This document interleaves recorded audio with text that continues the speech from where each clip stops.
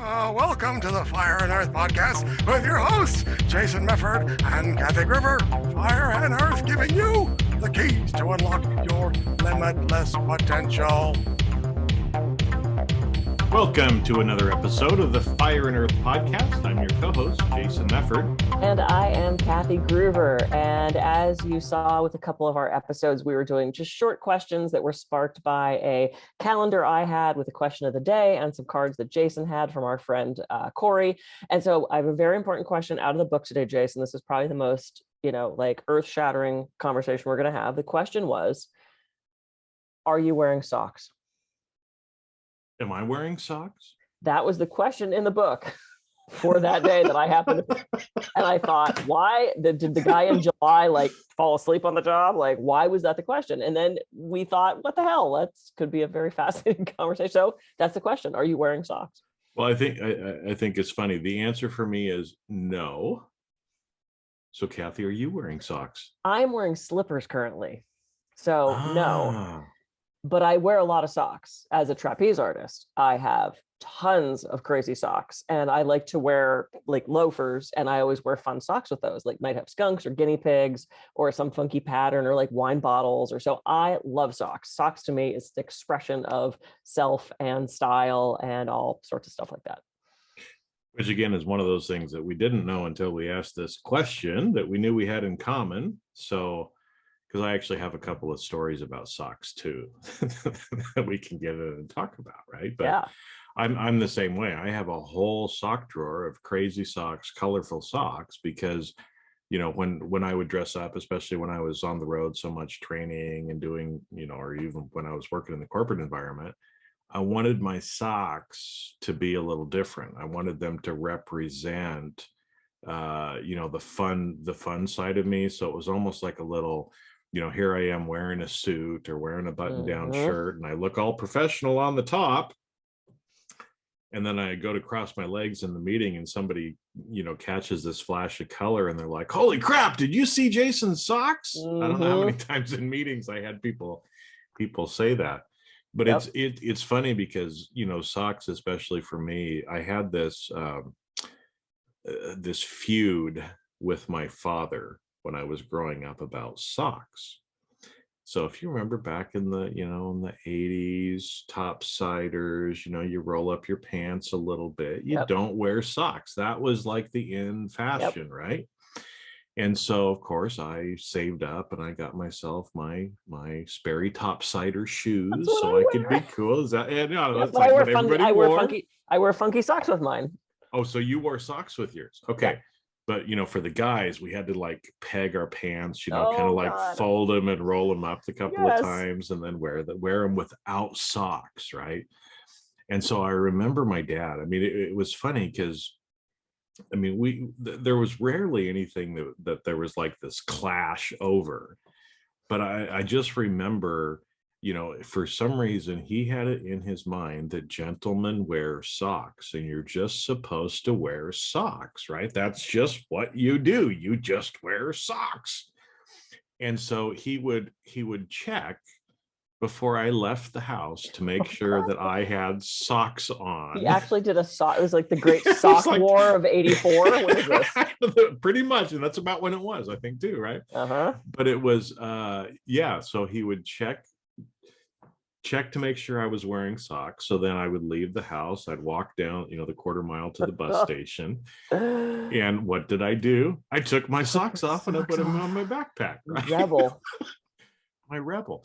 But what was funny, like you said, was, then there was kind of this feud. And at that point, I've always liked Einstein, right? I mean, oh yeah. I got my little bobblehead here too, right there. But one of the things about Einstein was he never wore socks. From some of the things that I gathered too, that he never wore them. And so again, as a teenager, I'm thinking, first off, Dad, why is it such a big deal? Why do we have to have this social construct that I have to wear socks, right? And so anyway, fast forward that, then I go and I've got, drawers full of crazy socks. So I choose to go back to wearing socks. And now I'm back to where I don't wear socks because I'm barefoot in the house most of the time. I prefer to be barefoot. So Yeah. Um, So around the time that you were having the Great Sock War of '84 with your father, I also had the Sperry, we call them boat shoes. yeah. And then I also had something that looked like that, but it was a loafer. It didn't have the laces across the top. And I loved these shoes so much. They were leather the same way as topsiders were, but they were just different. They were just different loafers. And I would go a little crazy. So I was a total preppy, right? So I would have my bright colored Izod, typically orange, because that's my thing.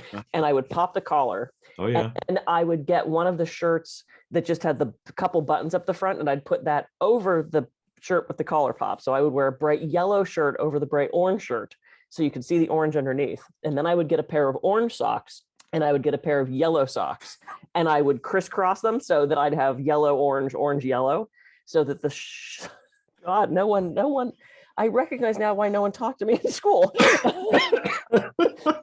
It's just all clear to me all of a sudden why people looked at me like I was a crazy person. Yeah, so it would look, so if I put my feet together, it looked like a checkerboard. The socks were opposite of each other, but they would match the two shirts I was wearing. Or I would go barefoot and remember those braided like sailor bracelets, those white rope bracelets that were like really thick? I had one of those on my ankle. So if I wasn't wearing socks, it was fun because you could see the loafers and then the thing was disgusting. The white woven bracelet on my ankle. So did you cover that up with the socks so people didn't have to see the disgusting thing? Well, yeah, unless I wasn't wearing socks, and then it looked cool to have the loafer, the pegged jeans, because I pegged my jeans also, and then that bracelet. But yeah, no, I've always loved crazy socks. Well, and it's funny because I think, back in the 80s and for a long time too, I kind of believed, there were, I've got all different kinds of books, about how a gentleman dresses and stuff like that, And it was always, for a long time, I always kind of had the idea that, look, your socks matched your shirt and your belt matched your shoes, right? So if I'm wearing black shoes, I wear a black belt. Yep. And if I'm wearing a red shirt, then I have red socks on, right? And again, so these are kind of these little rules or things that come up, these social constructs. That's so funny. Right, that we have in life and that we think needs to be that way. And even something as silly as socks, which I think is funny, especially the last couple of years, right? Oh, right, because no one's going anywhere. No one's going anywhere. And it feels like, a lot of the different social constructs or things that we have been led to believe, people are questioning more and more, right? Like, why isn't it okay for me to show up in a t-shirt to a work meeting on Zoom, right? Yeah. And again, now I don't know the last time I saw anybody wearing a tie in any virtual meeting that I've had. Yeah. I don't have those kind of meetings, even a button-down shirt. I don't even see button-down, like the traditional men's button-down suit kind of or shirt. Yeah. Anymore, because I think it's, and it's probably a lesson for all of us too. It's like, what are some of those social constructs that you're doing just because your parents told you have to do it, or you have to wear socks? You think it's the cool thing to do, right? Yeah. Well, and to that point, we've talked so much about ego states, right? When I'm speaking, I'm used to being on stage. I'm in a nice dress. I'm in heels. Hair and makeup's done. And that outfit gets me in the speaker ego state. It gets me in that zone to speak. So when everything shut down and somebody said, hey, we're not doing the conference in person, can you do it on Zoom? I went, well, sure. And then I found myself sitting with a nice shirt on, but sweatpants and slippers, sitting, and I'm very animated when I talk. I pace around the stage and I gesture, and so to find myself confined to this and trying to be my speaker ego state for like 600 people on Zoom, it really threw me. It was really hard for me to shift into that professional state. And I had done webinars and I've done, this was different. This was one of my in-person talks on Zoom. And it really threw me to not be in my speaker headspace. So what I found I had to do is I would put on heels and I would walk around the house and I would kind of like do part of the talk to get me into that space before I sat down to do the talk. And then from that point, I was able to just get into it a different way, but not having that same environment, not having the outfit of speaker actually threw me off. It was really weird. Well, no, I mean it makes total sense, right? Because I mean we've talked before about anchoring and Hmm. using things like, the heels, or, every morning when I get out of bed, I put my watch on, and that's kind of like, okay, now it's time to, start doing work. Yep. Because we can use those anchors as ways to get us into the ego state where we need to be to accomplish whatever it is that we happen to be doing, Yep. right? And so those things are good in one way. So yeah, if putting socks on in the morning makes you feel like you need to feel to do whatever you need to do, then put socks on, right? But it's, on the flip side, how many of the things are you doing because you feel like you got to do it and you don't really want to do it? And Yeah. maybe it's time for you to start, figuratively taking the socks off if you've been doing something just because everybody else expects you to do it, but you don't like doing it. Hmm. Absolutely. Well, and we go to the Magic Castle all the time, and you have to be dressed up. You have to wear a coat and tie for men.